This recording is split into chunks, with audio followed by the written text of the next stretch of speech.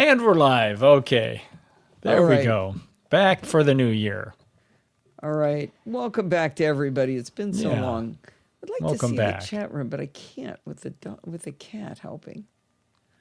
All right, Sheriff is all ready for the show. Good job, Sheriff. It's about as interested as everybody else. Nice. How is everybody today? Should I take roll call first? Yeah, that's probably a good way to start. I could do that. We have Frank and Jill and Lynn and Ed and John and Sandy and Seamus and Steve. Doesn't matter if there's a show or not. That's not we. Oh, good. Shoo Shoo's hiding. Oh, because she's so afraid of us, huh? Oh. Anyone in the sidebar that we may have missed? Oh, yeah. Sleepy. Yeah. Hang on. I got to do something here. Proof that we were in Vegas. Wait for it. Wait for it. Oh, there it is. Oh, and actually, proof of Shoo Shoo. Actually, how about this one? Does that work? Direct from... There we go. In front of one of Sandy's famous quilts. Yep. Proof. All right. So we've done that. I think we might be ready to start. What do you think? I think so. Did you want to say anything to the crowd about anything before we go to the script? I don't think so. I think this goes over here, though. I would say we had a pretty good Christmas, a good New Year, and a very good CES. Well, Christmas was a little disappointing. There was some disappointment there, but... One of Kyle's kids got sick and they didn't come. So for the first time in 35 years, I didn't get to have Christmas with my baby boy. Steve calls that a pretty good Christmas, I guess. Don't tell Kyle. Tim, how are you? Tim's back. Good to see you. And the wingman's here. Oh, finally. Now they're rolling in. He just didn't want to pay extra. That's all there was. All right. All right, I think it's time to get started. Are you ready, Steve? Did you do an audio test with Hindenburg? I started recording. Let me do it again. Hi, this is Allison Sheridan of the NosillaCast podcast, back from CES. Can you hear playback? Hi, this is Allison Sheridan of the NosillaCast podcast, back from CES. Yay, all the dogs are here. Did you all hear that playback of the audio, the music, and Allison? Good. I want a picture of every person's dog who has a dog. If you don't have one, just make one up. That's right. All right, I think it's time to get started. All right. Ready? Go. Hi, this is Allison Sheridan of the NosillaCast podcast, hosted at podfeet.com, a technology geek podcast with an ever so slight Apple bias. Today is Sunday, January 11th, 2026. Okay. Can't muff that. Come on. Bark. Hi, this is Allison Sheridan of the NosillaCast podcast, hosted at podfeet.com, a technology geek podcast with an ever so slight Apple bias. Today is Sunday, January 11th, 2026, and this is show number 1079. Well, this is our first show after the holidays and CES, and I gotta say, it's great to be back with a live audience. Everybody's showing me their dogs, listening or sleeping through the show. Anyway, I gotta say, this is our, I don't know the ad lib. I don't gotta say.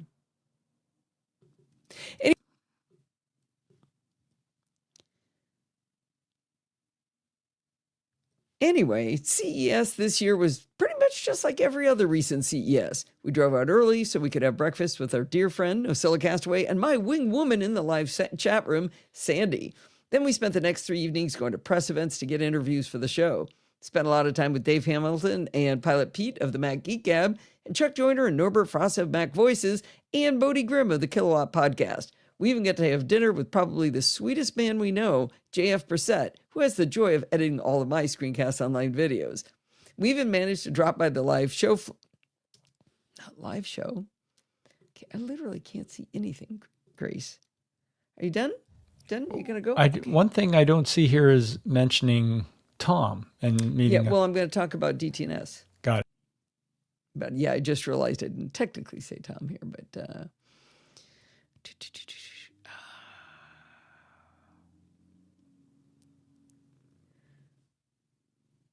we even managed to spend some time going by the show floor in the Las Vegas Convention Center with 180,000 of our closest friends. In other words, it was exactly as awesome and fun as it's been for years. Now, if you haven't been listening for years, I should explain that Steve will be producing 2 or 3 video interviews every week and publishing them on our YouTube channel at podfeet.com/YouTube. The audio from these same interviews will be part of the NosillaCast. Now, we don't want to inundate the audience with too much CES at once. You're probably already tired of CES, so we're going to just string these interviews out over the first few months of the year. Got a couple. No, we don't have a couple of great ones. We have one great one.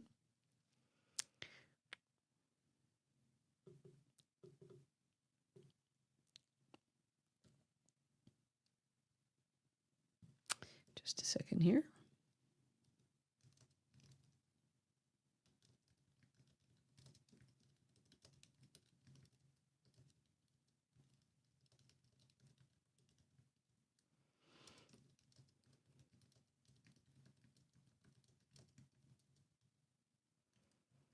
All right, let's do over the first few months of the year. Got a couple.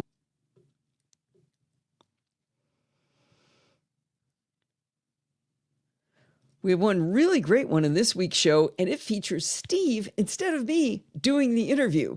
But I got to tell you, all the great camera work is all me. Now, speaking of CES, I had the great pleasure of being a guest on the Daily Tech News show during the show. Picture this: Tom Merritt, Rob Dunwood, Bodie Grimm, and me all at one tiny little rectangular table.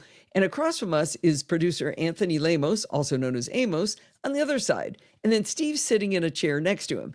All of this is in the tiniest little recording booth you've ever seen. It really gave me an appreciation for how hard the entire DTNS crew works and the complexity of what Amos manages in an offsite location with 4 cameras and mixers and microphones. I put a link in the show notes to the episode 5179 over at dailytechnewsshow.com where you can watch for yourself. And I need a chapter mark there. It really gave me an appreciation. And across from us, show. Picture this. During the show. Now, speaking of CES. All right. Oh, good. You got a picture of Amos? That's a good one. So Amos laid this whole thing out in his basement so that he could, given the dimensions of the room, so he could get it all together. And then he got there and it was 3 feet shorter than the room was supposed to be. He was not pleased. Thank you very much, CES. Yeah. CTA. All right. I wish I could see what people are saying. Sounds cool. Oh, another dog. Oh, now see, what's that dog's name, John? That one's my real fan. Ziva. Ziva. Ooh. What's that from? Sounds like a video game character. Ziva the Warrior Princess? Something like NCIS. that. Ah. All right. Not Zeta. Oh, you already did the paragraph talking about Daily Tech News show? Mm-hmm. Yep. Okay. I forgot to put in that post. The screenshot is really great. The screenshot? The thumbnail they chose. Is it? Yeah, copy that thumbnail because it shows how big everybody is crammed in this little tiny area. Oh, I posted another photo of that in the... Yeah, that was just of Amos? No, earlier above Amos, you should see the other one. All I see is dogs. Oh, there. Oh, that's a good one. Yeah. It makes it look really weird that the booth is tall, but it's literally like my right elbow is touching the door to get into the room. Yeah, it's not very wide. It's probably as tall as it is wide. Yeah. Let's see. All right, there we go. All right, here we go. I may run out of water.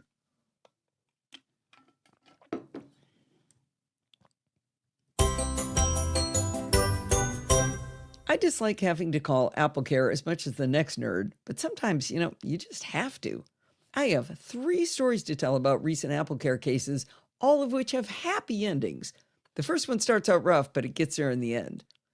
On October 16th, 2025, Apple announced its first ever TV channel bundle where subscribers could get Apple TV and Peacock combined for a 30% discount. Now, if you were an Apple One subscriber, you could tack on Peacock Premium Plus, it's a lot of P's there, Peacock Premium Plus, for a 35% discount. This sounded swell to me because I was paying for Peacock Premium Plus already, as well as an Apple One subscription. On October 20th, the first day it was available, I went hunting for how to get the bundle with Apple One, but I couldn't find it. All I could find was the Apple TV Plus Peacock bundle options, not Apple One. Since I already pay for Apple TV through my Apple One subscription, that bundle would actually cost me more money. I decided that since this looked tricky to maneuver, I'd just ask Apple to help. The AppleCare specialist I talked to seemed to think this would be quite easy, but as we hunted around together from within the TV app on my Mac, iPhone, iPad, and Apple TV, neither of us could find the Apple One bundle. He advised me to click the buttons to get the Apple TV Peacock Premium Plus bundle, and hopefully the system would just sort itself out. Sadly, that did not work. I ended up paying for Apple TV One and Peacock Premium Plus standalone and the Apple TV Peacock Premium Plus bundle for an increase of $20 a month. We ended the call with the advisor requesting a refund for me for the Apple TV Peacock Premium Plus bundle, which came through within a few days. But through this effort, my Peacock Premium Plus was also canceled. That wasn't good, but for some reason, the bundle continued to work, so I didn't lose access to Peacock. I wondered what would happen when I got to November 20th, where the canceled bundle would also run out.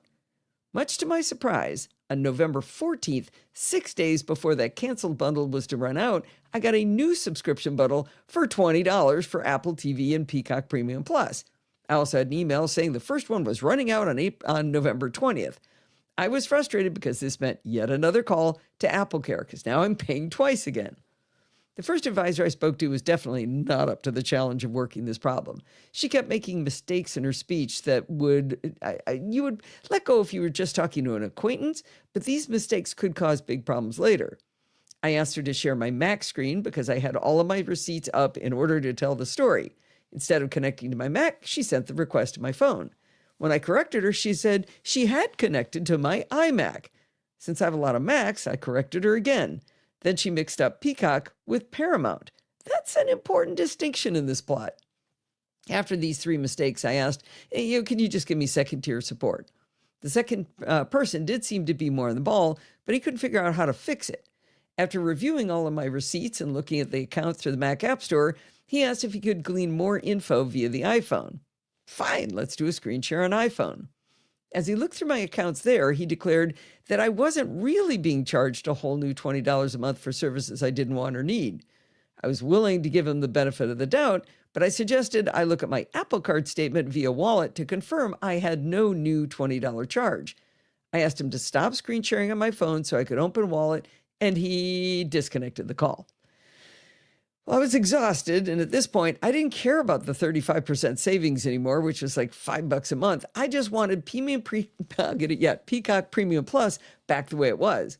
Now, I promised you this story had a happy ending. The next day, when I had higher energy levels, I climbed this hill to talk to my 4th advisor from Apple.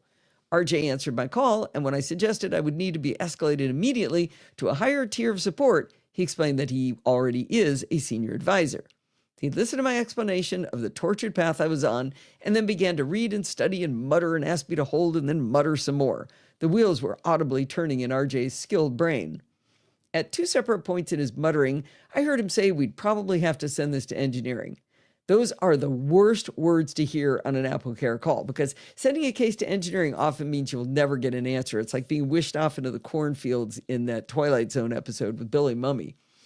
So I'm not sure what he did other than cancel this new and unrequested bundle for Apple TV and Peacock Premium Plus. But after he did that, he told me to wait a full 48 hours and then try to subscribe to Peacock Premium Plus standalone. This was Wednesday the 19th we were talking, so it would be 2 p.m. on Friday the 21st that I would go back in and try to get back to where I was. On 7 p.m. on Thursday night, the day before that, we sat down to dinner and tried to play the series Suits from Peacock, and we were told we had no subscription to Peacock. So that was great. Obviously, things had proceeded faster than expected on the cancellation, but would I be able to order Peacock now? I opened my iPhone to the App Store, tapped on Peacock, and to my absolute delight, I saw the most beautiful words.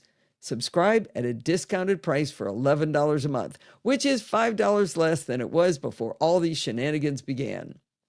If we subtract out the cost of my time for over, 3 hours worth of AppleCare calls, I'm not sure it was worth $5 a month, but it's better than going through all of that and not getting the $5, right? Or paying the extra $20. And my lesson learned here is that I should have maybe let this deal go by for a month or so until the AppleCare folks knew how to trigger it properly. I'm guessing they would have told me to cancel my Peacock subscription first, wait for it to expire, and then see if the discount bundle was available. I'm choosing to declare this a success story, but all credit goes to RJ. Then a few weeks later, I got a subscription renewal notice. I couldn't believe it. I said some non-Girl Scout safe words and I hit cancel. A few days later, the image that was presented to me resurfaced in my mind and I realized it had shown me a price of $11 a month, which is the discounted price. I couldn't believe it. I had actually canceled the good one. So I buried my head in the sand for a few weeks, and to my delight, Apple sent me an email telling me that my bundled pricing was going to expire. Would I like to renew it again? I jumped on that immediately, so I should be whole again. I think I'm not allowed to push any buttons that have anything to do with Peacock for at least a year. All right, that was story number one. Story number two. I am blessed with relatively dry fingers, and I mean blessed because it means that my phones and tablets don't get fingerprints on them like most people's do.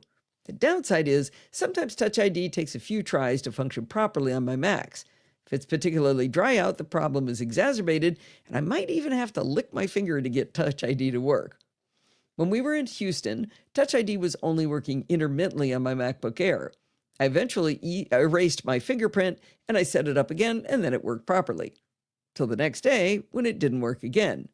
I erased it and set it up a second time, and the same thing happened. After the third time, I asked Steve to test his fingerprint we already had set up on my MacBook Air. When I asked him to test, I rotated the MacBook Air so it was aligned for his angle on my desk, and when he applied his fingerprint, the MacBook Air unlocked. I reached over and tried mine again, and it didn't work. Because of the angle, Steve essentially said, "You're holding it wrong."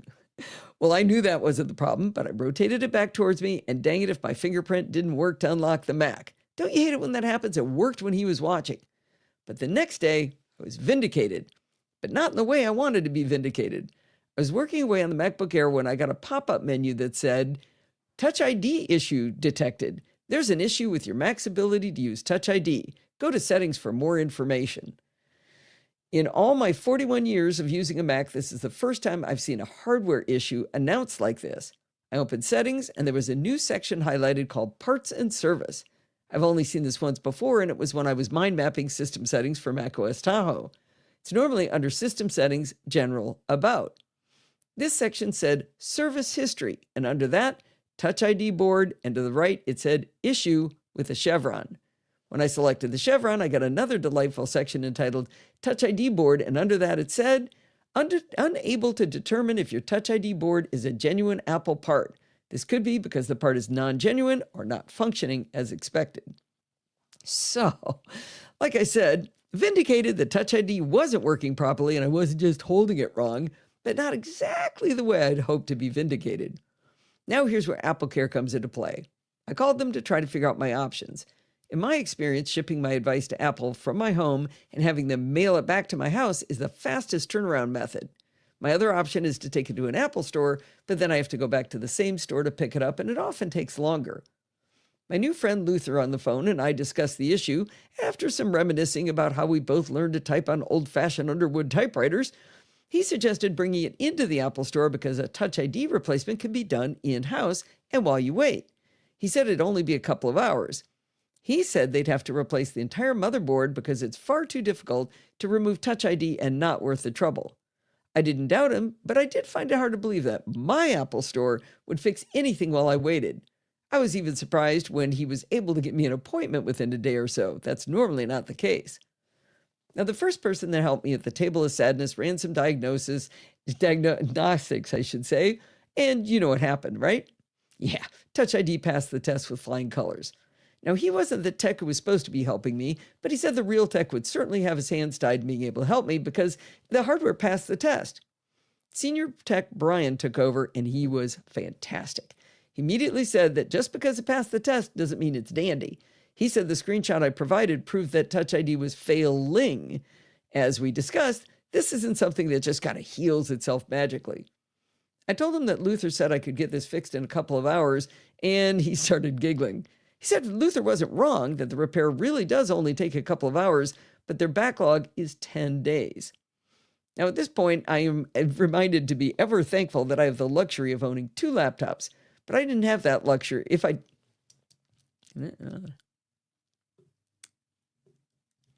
need a drink of water.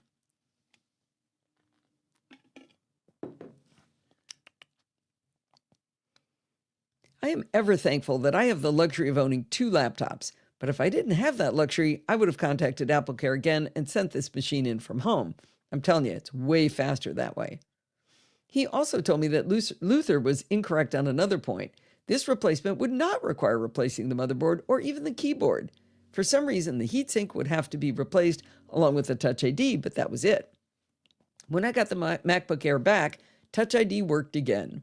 I was patting myself on the back for paying for AppleCare, but this repair surprisingly only cost $177. That's something important to know. If your Touch ID stops working, it's a very inexpensive repair. When I put my receipt into Under My Roof, though, I discovered that I've already had the glass trackpad replaced by Apple too. I'd totally forgotten about that, so maybe I am ahead on the cost of AppleCare. Plus, you know how much fun I have torturing the agents on the phone. It's worth it. I have noticed something odd, though, and it's on both the MacBook Air and my MacBook Pro. I often simply can't rest my finger on Touch ID to have it recognized. I have to click the button. Not click it so hard that it brings up the login screen, sort of like a half click on a big curl camera where you slightly hold down the shutter button to set focus. But at least it works for now. Why did I stop? I stopped for a reason to tell you guys something. While you're thinking of that, I thought you said something opposite of what I thought you were going to say back when you said, I reached over and tried mine again and it didn't work. That was when you were demonstrating to me. I thought it did work. I said it in a double negative way, so that's why I added another sentence after that. I said, wouldn't you know, or don't you hate it when it doesn't work right in front? I double negative it. You're right. But okay. I added a thing saying it did work. Got it. Because I heard that too. All right. And I also found the word playing, not paying in there. So, all right.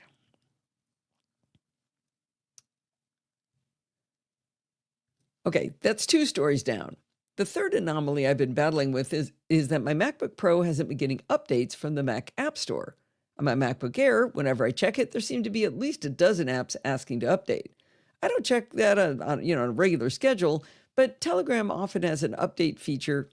Let's start this over. Okay, that was the second story. The third anomaly I've been battling is that my MacBook Pro hasn't been getting updates from the Mac App Store. On my MacBook Air, whenever I check it, there seems to be at least a dozen apps asking to update. I don't check on a regular schedule, but Telegram has an update feature that reminds me to go look in the Mac App Store. Inside the app, it'll tell me if there's an update, and if I tap on it, it launches the Mac App Store for the update page for Telegram. Once I'm in there, I look for the rest of the updates and I get them done. Around the middle of November, I got the update notification from Telegram, tapped on it and tried to download the update from the Mac App Store on my MacBook Pro. The little circle went around 75%, then got stuck, and eventually told me it couldn't download the app. I've seen that from time to time lately on different apps. While it's annoying, it does seem to heal itself eventually. But the curious thing was that the update tab in the bottom left, again this is on the MacBook Pro, it did not have a number on it, indicating the number of updates waiting. I figured I was on a roll with all of these successes, so I called AppleCare again. Senior Advisor Cliff was quite helpful as we walked through some steps, such as logging out of the App Store, not my Apple ID, just the App Store, but nothing we tried worked. He then discovered that the App Store was deregistered on my MacBook Pro. I have no clue what that meant, but Cliff said he could re-register it, and afterwards the updates would become visible, and more importantly, I'd be able to download them. I wish that was the end of my story. At the end of November, it happened again. When I talked to Nancy at AppleCare, she had me remove all of my login items, reboot, and then see if the App Store worked. That would disconnect our session, so I went off to do that on my own. My plan was that if it worked, I'd add back half of the login items, reboot, until I could figure out which app was somehow interacting with the Mac App Store. Before executing this maneuver, I documented all of my login items so I could easily put them back. But sadly, after removing them all and rebooting, the problem persisted. And it got even worse. Just clicking on the Updates button in the Mac App Store returned a pop-up that said, "Your request cannot be processed. Error code 5105. Next up on the hit parade at AppleCare was Alexis, who was possibly in the category of negative help. Even though I expressly told her this was a problem on my Mac, she sent the request. No. Next up on... There's a dog licking out my window. I got to change something else. RJ. I fixed Dog the is RJ here. thing. What's that? The dog is here. Really? Who's licking? It's not me. It's a cat licking. There's too many animals in this house. All right. Dog looking out of your window. Let's see. Next on the hit parade over at AppleCare was Alexis, who was possibly in the category of negative help. Even though I expressly told her this was a problem on my Mac, when she sent the request to screen share, she sent it to my phone. Told her to try it again, and she did. One of the first things they say at Apple when they screen share with you is that they'll pause the screen if any sensitive information is about to come up on screen, like a password. But Alexis wasn't quick on the draw, and as we went through the App Store account login information, she ended up seeing my Apple Card balance. I was annoyed with her, and she acted like, "Oh, it's no big deal. It's just your credit card balance." It's just like, no, I don't like this at all. I remained cross with her and insisted on a senior advisor. Priscilla was delightful and had other ideas. She thought maybe a VPN was causing it and had me delete both PIA and Tailscale. Still no joy. She also poked around in certificates and keychain access, looking for anything with a blue dot on it. I never found out what the significance of a blue dot would have been, but we didn't find any. We signed off without resolution, but Priscilla had not given up on me. She suggested disabling Touch ID, which didn't help. Then she suggested that I delete 2 folders from my home directory library caches. It was com.apple.appstore and com.apple.appstoreagent. Guess what? That fixed it. I signed off my response to her by saying it was a delight working with you. You were straightforward, to the point, no faffing about, and yet still polite and kind. I hope you have a nice Thanksgiving. And a day later, it happened again. I had the deadly, "Your request cannot be processed, error code 5105. Again. I tried deleting the 2 cache files, but one of them was never recreated, and killing of the other one didn't fix it. I wrote back to Priscilla to tell her the bad news, and she said those words that you never want to hear: "I'm reaching out to engineering." So she sent my issue to the black hole from which nothing can escape. For 2 weeks, I begged the Mac App Store to let me have For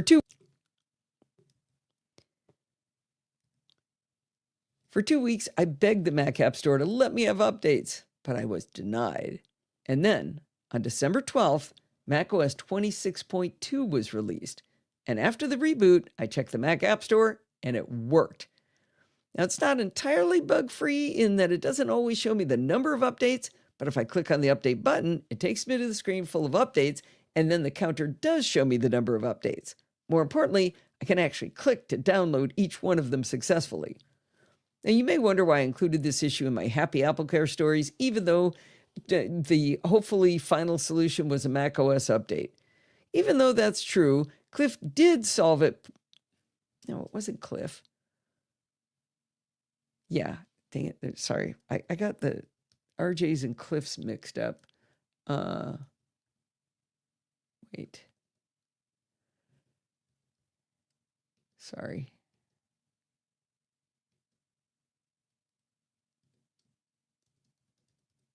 Oh, dang it.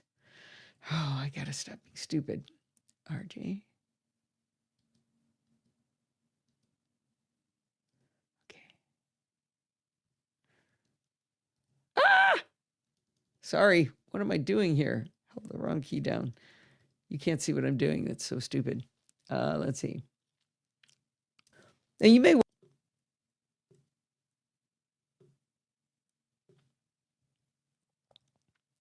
Thank you, Kevin. Now, you may wonder why I included this issue in my Happy AppleCare stories, even though the, hopefully, final solution was a macOS update. Even though that's true, Cliff did solve it temporarily by re-registering my Mac, and Priscilla also temporarily solved it by showing me the caches I could delete. They were both professional, intelligent, and resourceful, and that made me happy. The bottom line is that while calling AppleCare is often a futile exercise, whether the call is successful or not, it takes a lot of time. But I pay for AppleCare not just for hardware repair, but for the ability to get help when I can't figure something out. I do get my money's worth out of them in the long run. Okay. This is the first time I've ever been hesitant but keep hearing horror stories. Oh, about macOS 26? It wasn't the worst. It was a catastrophic problem. I mean, it was annoying. But I couldn't stay patched and stay secure, right? All right. I might switch the order of these stories. Okay. I'm thinking I'm going to do Bruce next and then me. Let's do this. Bruce is the manage water leaks? Yeah.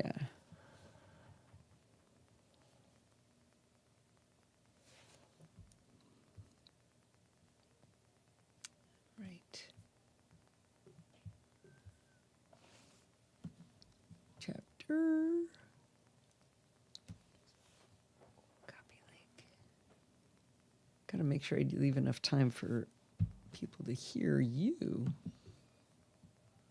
Not very much of you, though. Here we go.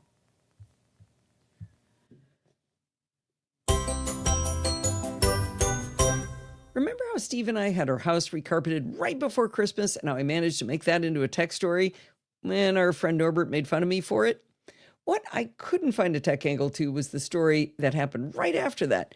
The morning after the carpet folks finished, a pipe burst in the wall of our kitchen.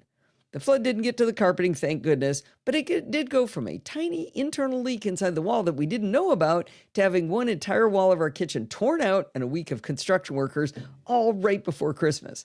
Small leaks lead to huge problems, and it's quite possible Bruce from Tennessee has found the solution.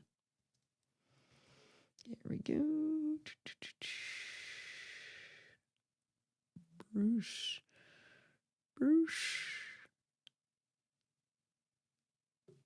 This one, I think.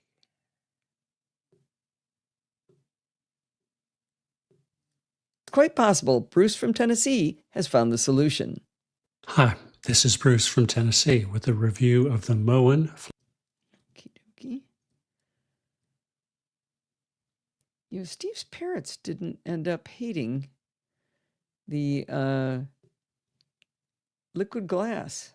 We actually upgraded them over the holidays, and it was shockingly easy. They're both like, yeah, it's fine. Whatever. Yeah. Okay. And we improved their backup. Well, Dad's. Yeah, that's actually going to come up in this story because I can work every story into every other one. All right. Is iMazing next? Yeah. I'm just doing this to see if you can keep track of the chapter marks when I move around. I'm at the bottom of my cup here.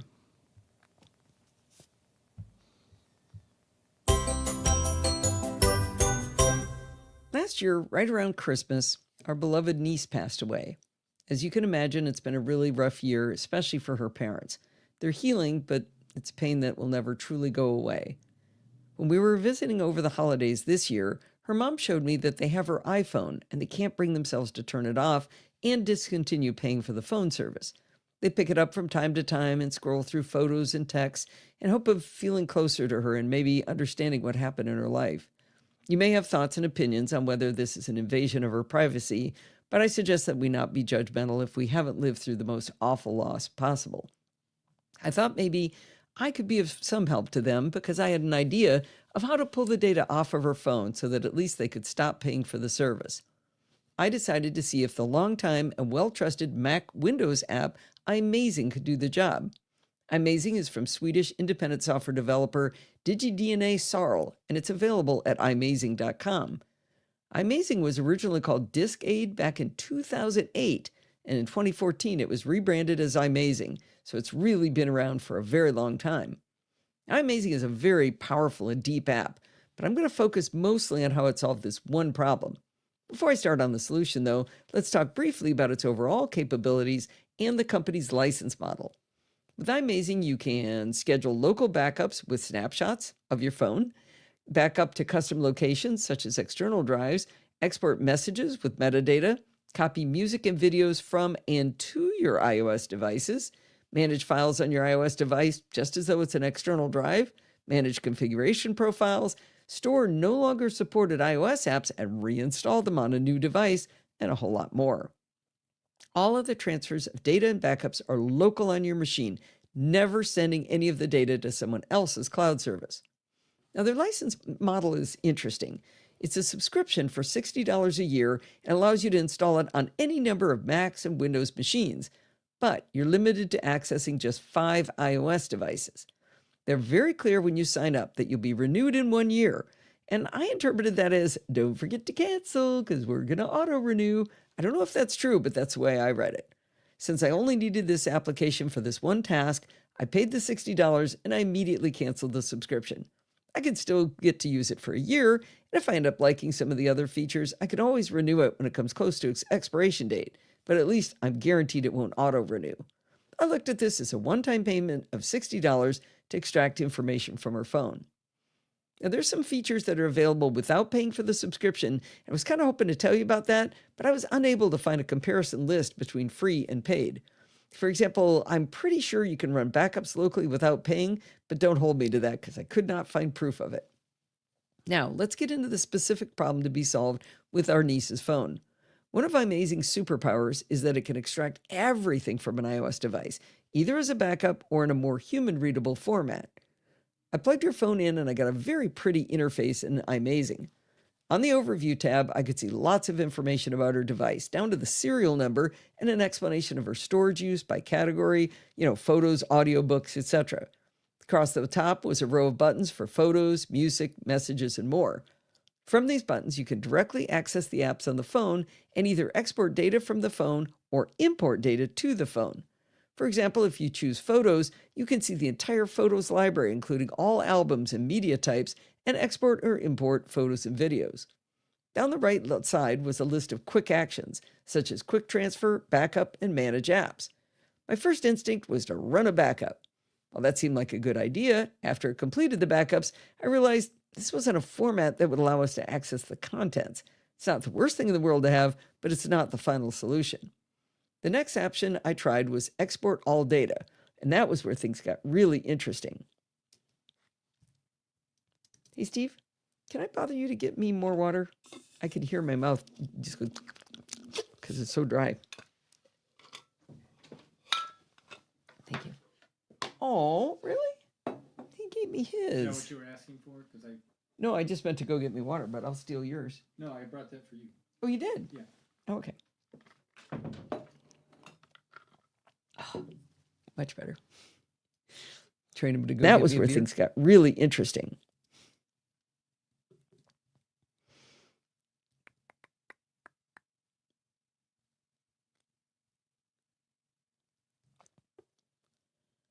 I got a list of categories I could choose to export. I disabled the options for impersonal things like books and music and let it run the export on the rest of the categories. When it was complete,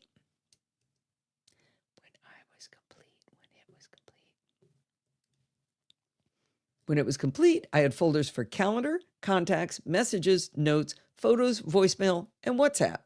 I'd like to talk through the value of each of these folders and kind of how they're structured. The calendars folder contains several subfolders: iCloud, Other, Reminders, and Subscribe calendars. Inside each of those folders were more subfolders. For example, inside iCloud, I found Calendar, Home, and Work. I imagine every named folder would be a separate subfolder in here. Drilling down in any of those named calendar subfolders reveals 3 different types of files that are all exports of that same calendar. You get a comma-separated values format, a .csv, an Excel file, .xlsx, and a .ics file. And that's something you could import into another calendar application or your own calendar application. That didn't make sense. That's something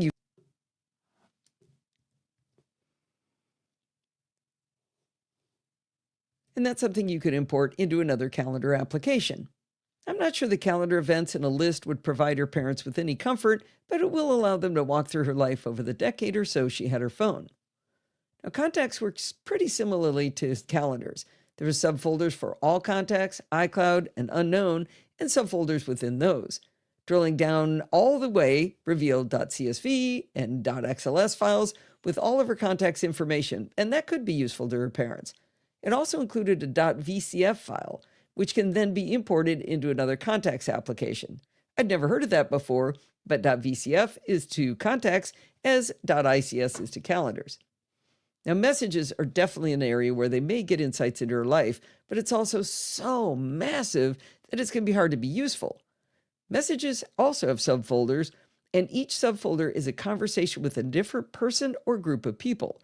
The folder's names start with a date, which is nice for sorting, followed by a timestamp, and then some words or word to identify the conversation.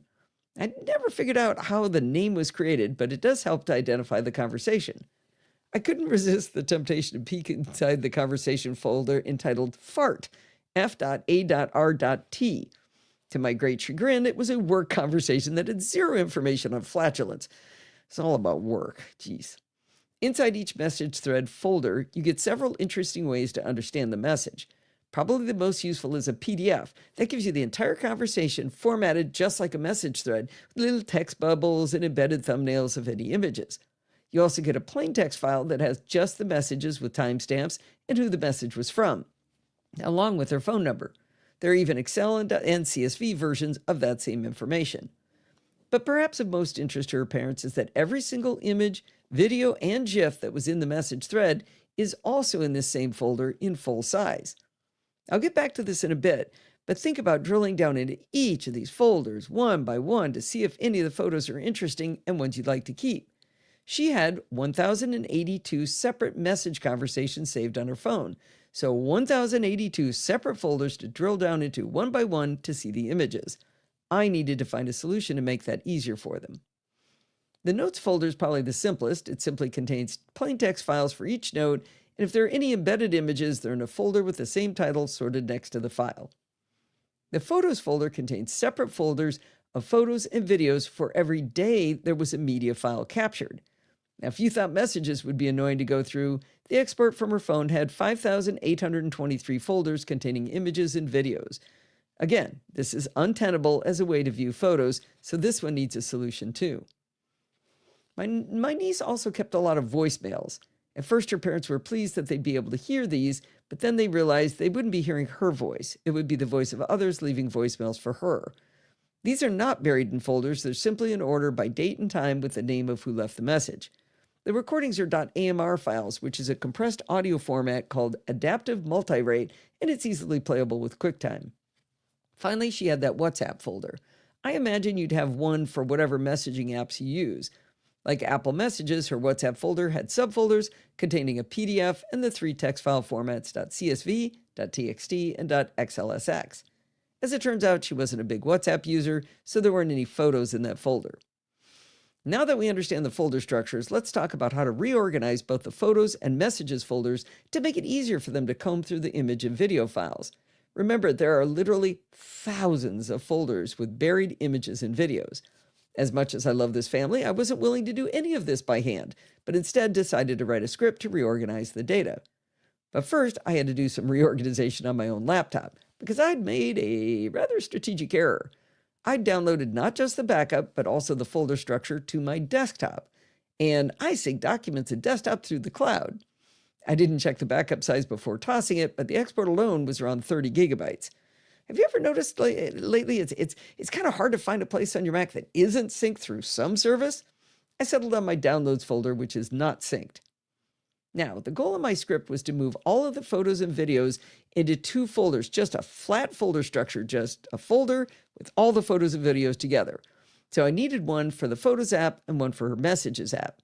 I wanted them copied to those 2 folders without any of that subfolder structure, and I wanted the original capture dates of the images to be maintained so they would sort properly. I used that goal as a prompt in Perplexity to help me write a shell script that would work on macOS 26. The resulting script was only 29 lines long. In my original prompt, I forgot to tell it to preserve the original capture dates, but when I asked it to do that, it said, "Oh, I already did that for you. This is the step here where I did that." Now, it also added file extensions to look for well beyond what I would have thought of if I'd tried to be specific. For example, it said it was going to look for TIFF, AVI, and MKV. It also put in a step to check if a file of the same name already existed, and if so, it would add a counter to the file name. I put the teeny script into the show notes if you're interested in reading it. While I understood the basic gist of what the script was going to do, I'll confess that I didn't break down every single command to understand every element. But since I'm not an idiot, I created a couple of test directories with sample data from her phone, and I ran the script on that data first to see if it worked properly. After I ran the script on the test data, I checked to ensure that all of the images copied over to the destination directory were as individual files without folders, and I double-checked that the file creation dates had been preserved.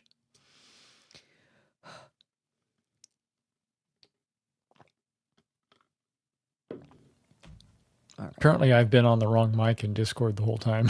Oh, really? Yeah. Was that what it sounded? I thought I was muted and I was making all sorts of noise in the chat room. Oh, no. Oops. Sorry, chat room. Okay. You know what? I never did a sound check with you to listen to Discord, and I keep it muted, so. That's funny. That's what you need to tell him. Tell him he sounds like horse poop, not that he's too loud. Oh, they're too nice. Yeah, because it was the display for the mic in my display.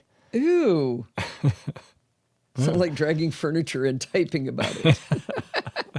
Yeah, I was doing a bit of rearranging in the studio. Well, yeah, every time he opens his, he does this Like a lot. that. He opens his drawer. Like that. Yeah, that's it. That's the noise, right? I have told him to mute when he does that. He probably thought he was dragging a dead body. Huh. Which is Inputs. Now just preserved. And that's something you could import into another. Why are you going so fast? Had been preserved. Why am I going so fast? Discord just switched me on. I had muted. Weird. I think it's misbehaving. Okay. Good luck. Goodbye. Once satisfied that it was working properly and not destroying the original source data, I ran it on the Photos folder export from my Amazing, and it copied 35,000 photos and videos in short order. It was easy to modify the script to run again on the Messages folder because Perplexity wrote the script with a variable at the beginning for the source and destination directories, and it would create the destination directory for me. I only had to switch the source to Messages, name a new destination, and it moved over another 12,000 photos and videos to the second directory. When I was done, I had 2 flat directories filled with images they could easily flip through, delete the ones I didn't want, and save the precious memories that would give them comfort. I have to say I was rather chuffed after this success. Now it was time to move the files to her mother's Mac. Like most of you, when Steve and I go to see family, we expect to do a lot of tech support. Steve's parents are very diligent about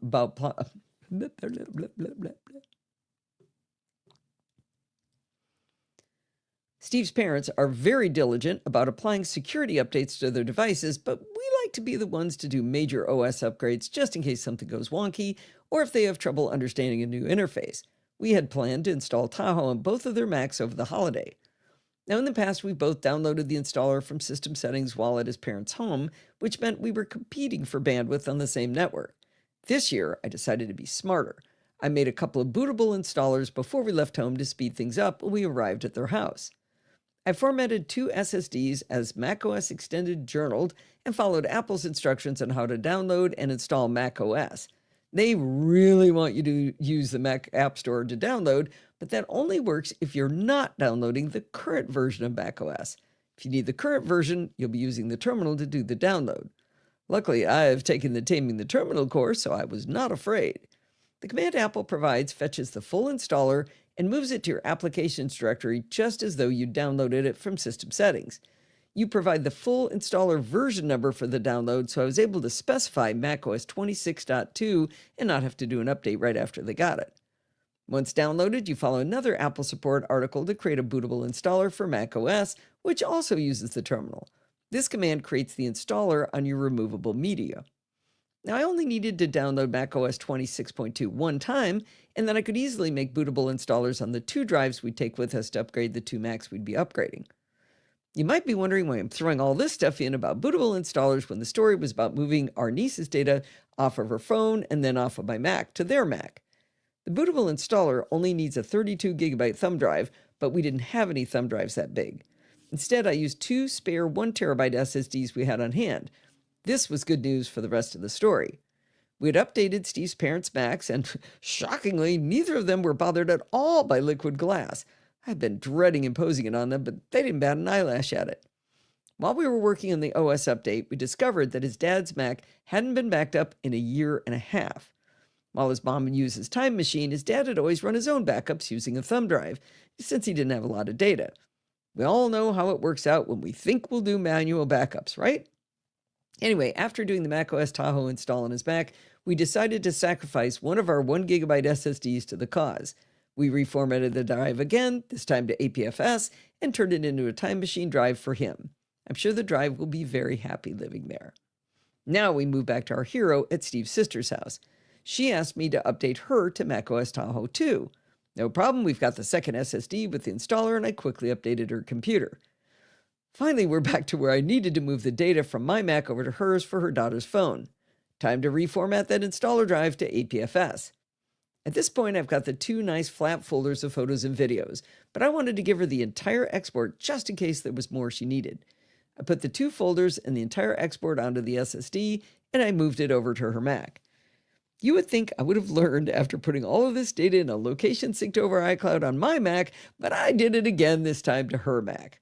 She only has a 256 gig internal drive on her iMac, and all of this data was whooshing over the internets to her MacBook Air. Luckily, she had 200 gigabytes of iCloud, so nothing broke, but I was close to hitting her limit. The only reason it worked was that her iCloud settings on her Mac were just optimized files. I wanted her to have the originals locally, getting backed up, so I changed her preferences in iCloud to originals for documents and desktop syncing on her iMac. And then I realized after doing all this to her, she only had 30 gigabytes left on her Mac.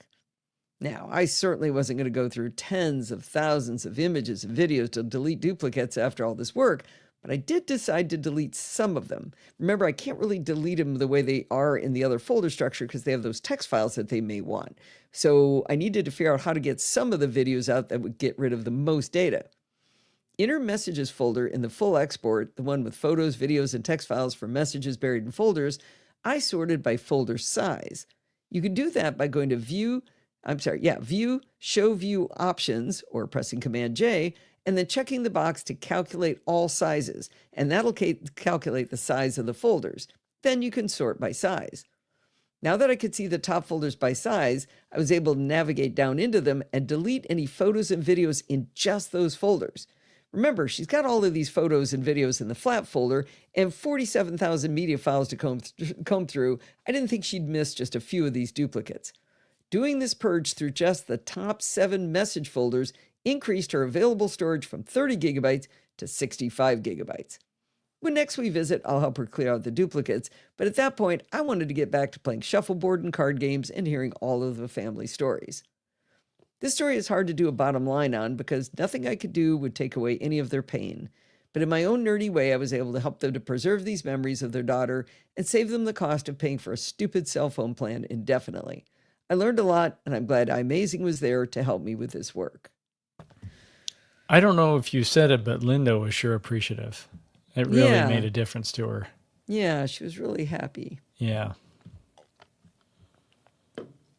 Can Allison come help me clear out the dust bunnies? Only if I can write a script for it, right? Yep. Digital dust bunnies. Yeah. Money. All right. back to... You may be, well, I don't know. It depends on how much you play, but Not you may much be a time little for late. Yeah, just do we're the running beginning. late, guys. Just sit back. Quit your whining. You don't need to play that whole thing because it's 10 minutes. No, I'm not going to play the whole thing, but they should Good. get to hear your interview. In I'm the glad beginning, that was... just a minute or two. Yeah, he did so well. I was really interested in this technology. This is groundbreaking, and, well, I don't want to say, I'll talk after. Yeah. Wait, that's not the right one. Totally the wrong one. Totally the wrong thing. Copy link. All right.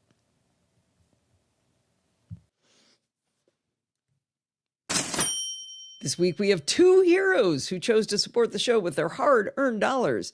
This comes at a really good time as funding the coverage from CES is very expensive, even though we drive ourselves there in an electric vehicle. Hotel prices are crazy high during CES. Anyway, FlyLow1970 went to podfeet.com/donate and bought me some coffees. And then Kenneth Kleinman went to his tool of choice, podfeet.com/PayPal, to make a very generous donation as well.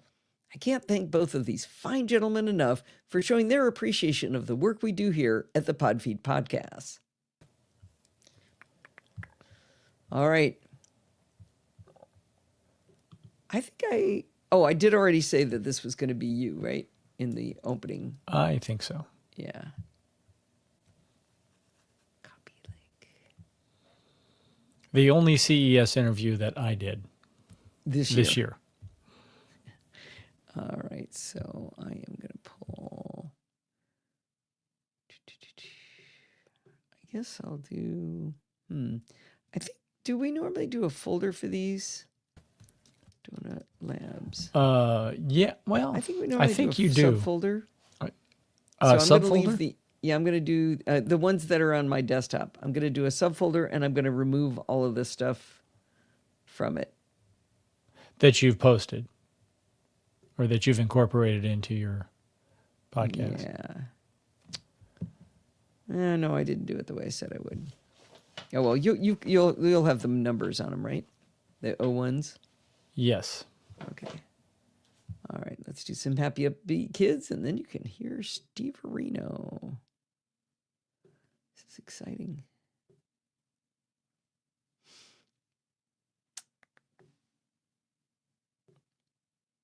Here at the Podfeet Podcast.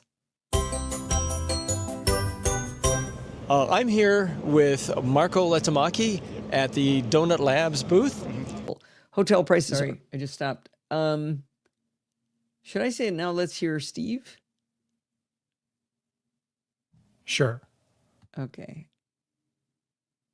I think I'll do it before the audio. I think I'll slide this over.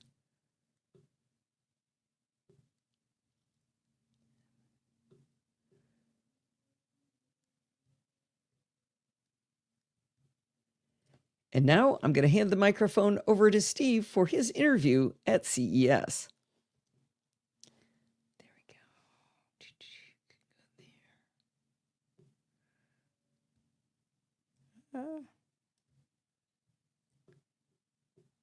Let's hear how that break goes. Podfeet Podcast. And now I'm going to hand the microphone over to Steve for his interview at CES. Podfeet Podcast. Oh, sorry. Bumped it. I think that was a little bit much of a gap. One more time. Feed Podcasts. And now I'm going to hand the microphone over to Steve for his interview at CES. I'm here with Marco Letamaki at the Donut Labs booth. And I heard an announcement yesterday by your company that was just fantastic, and I'm very interested in your technology. So I'd like, if you don't mind, for you to explain a little bit and how it works when incorporated into this Verge motorcycle. Sure. Yeah, so Verge TS Pro uses already our motors here. So it's an in-wheel motor, it's a rim motor, what we say, how we call it. I've also heard the term hubless. Yeah, it's hubless rim motor. So it's normally you have in-wheel motors in the hub.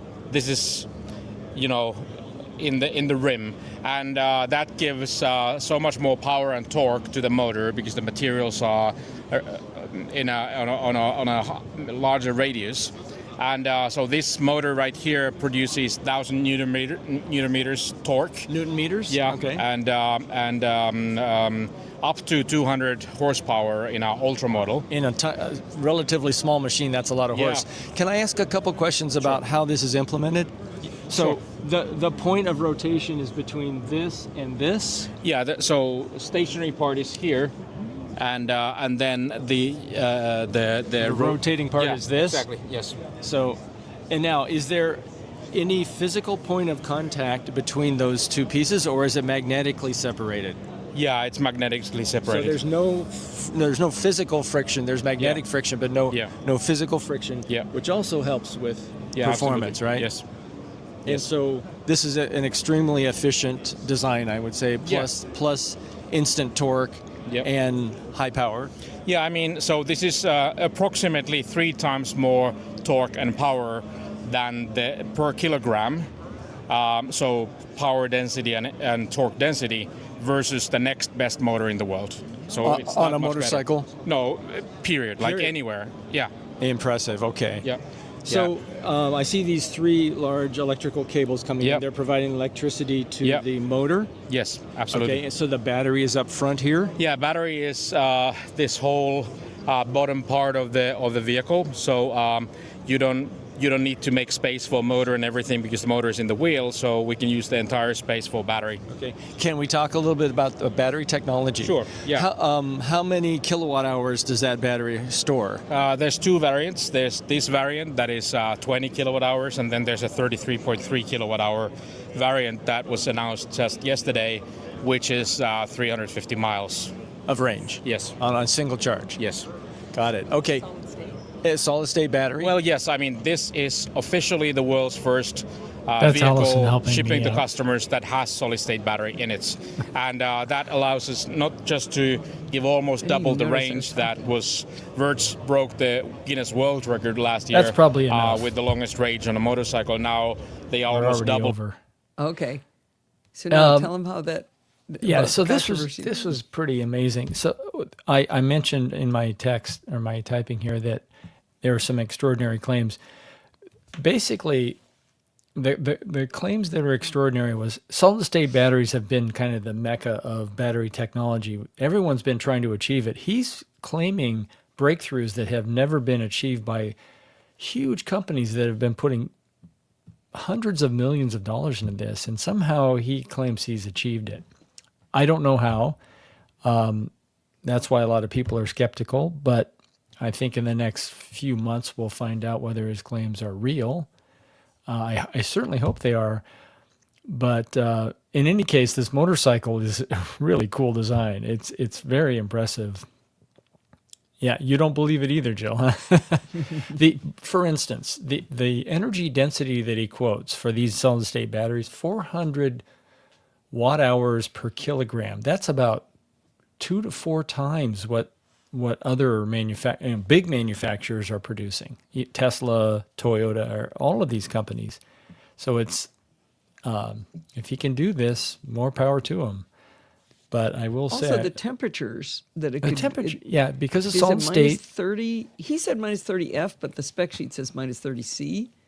Up to 100 degrees, and that you could go down to 0% charged to 100% charged. So without solid any state damage. batteries definitely have advantages over liquid electrolyte batteries like lithium ion that we all typically use, because there's no liquid to freeze. So that's why they can operate much lower. But still, there's, freezing even metals in solids does interfere with some performance. So I'm surprised they can go that low. Or that high. So again, what does Carl Sagan, he said once, extraordinary claims require extraordinary evidence. And I think we need a little more evidence right now. Yeah. Well, the other thing is, it's not just that he says they're doing it. He says they're going to be doing it at scale. Right. Well, he says they're producing in the thousands, but they are about to ramp up to go into production. That's a huge step. going from thousands into production. I'm talking cells now, number of cells, and many cells are required for a battery, a full battery for a vehicle. But I would love for them to succeed. I would love to see this thing work. Yep. Proof is in the pudding, exactly, Yep. Kevin. Yep, Kevin. All right. Anyway, it was a cool tell 'em interview. Tell 'em how good the video's doing. Oh, yeah. So I posted this on YouTube, the source, and normally those videos they get some traction, but not a lot. So I posted it 6 hours ago. It's got 5,318 views and 182 up thumbs ups, which is none of my posts to YouTube have done that before. So it's in the news. This is something that people are very interested in. Yeah. Oh, the other thing was when we went to interview Donut Labs, we were looking for someone to talk to, a representative from the company on the show floor, and we were having a little trouble finding someone. Finally, we look over. Allison sees a guy with a page boy hat on, and he seems to be from the company and available. So we just went over to him. Can you do an interview? I said, do you know about the technology? He said, yeah, I can talk about it. After the interview, I find out he's the CEO and co-founder of the company. Yeah, and it's of the company that's doing the solid state battery, not the motorcycle. The motorcycle is Verge Motorcycles, but we think, if we understand correctly from people, that it's the other company's owned by his brother. Or yeah, and I think he was the CEO of Verge, if his LinkedIn profile is correct, and now he's moved to the battery tech and maybe handed the CEO job to his brother for the motorcycle company. Anyway, it was a good interview. I really liked doing it. It is 6:05. No, 6:07. We are keeping these people. Okay, here we go. You're the one still talking. Okay, here we go. John's having an MRI. What's going on here? Okay, I have to. Strange things happening. Okay, here we go. The best with this. Thanks. I'd like to see you succeed. Thank you so much. Thank you. Well, thanks so much for doing that, Steve. You did such a great job. Steve just grabbed the mic and went, yeah, I got this, and goes running out there. I was like, okay. I had a little more trouble doing the recording of the video, and I have to confess, I almost erased the entire recording, which would have been really bad. Anyway, we do want to point out that most people are really skeptical about these rather outlandish claims. So we'll all have to wait to see if it's real or vaporware, but we're kind of hoping it's real. But that's going to wind us up for this week. Did you know you can email me at allison@podfeet.com anytime you like? If you have a question or suggestion, just send it on over. Remember, everything good starts with podfeet.com. You can follow me on Mastodon at podfeet.com/Mastodon. If you want to listen to the podcast on YouTube or go see Steve's interview, you can go to podfeet.com/YouTube. If you want to join the conversation, you can join our Slack community at podfeet.com/Slack. And in there, you can talk to me and all the other lovely NosillaCastaways. You can support the show at podfeet.com/Patreon or the one-time donation at podfeet.com/donate, like Flyload1970 with Apple Pay or any credit card. Or you can use PayPal at podfeet.com/PayPal, like Kenneth Kleinman. And if you want to join in the fun of the live show, head on over to podfeet.com/live on Sunday nights at 5 p.m. Pacific time and join the friendly and enthusiastic NosillaCastaways. Thanks for listening and stay subscribed. Vocal fry. All right. All right, Kevin. How long is the actual show? Look at that. 55:06. I told you it would be 56 minutes. It was much longer. I guess you did a lot of reading tonight. Oh, that took so long? Yeah. Yeah. Well, we should punch Count out the chapters. Oh, chapter. Kevin said to. All right. Thank you, Kevin. He's doing his job. Thank you, Kevin.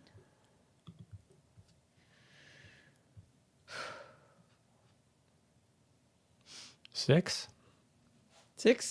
You got 6? Mm-hmm. All right, good.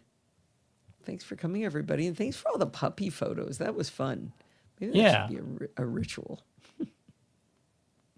Well, maybe cats. Maybe cats next time. We could do that. You know, Pie Man wasn't here. We could have seen Gracie. Oh, yeah. I'll have to give him a hard time for not showing up. All righty. Sign us out, Steve. All right. For the new year, we are out.